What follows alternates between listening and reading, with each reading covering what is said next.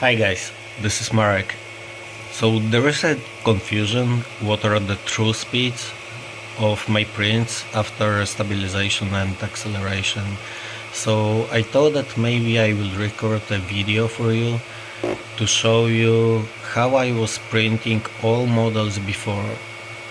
They were all sliced at 50 millimeters per second in the slicer, which resulted, if I understand correctly, with 150 travel speed.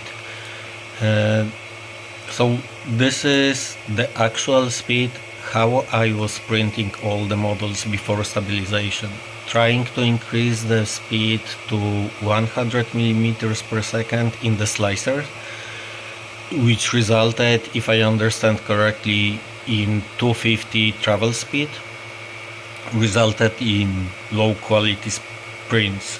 So this is the actual speed that I was printing at.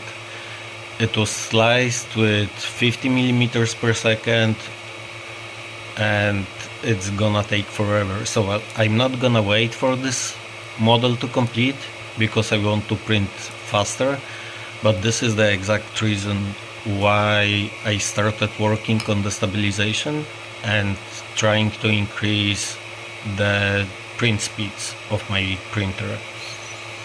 So I'm gonna let it record for some time, but you can see how slow that is. So after stabilization, I'm printing much faster, and I'm very happy with it, really.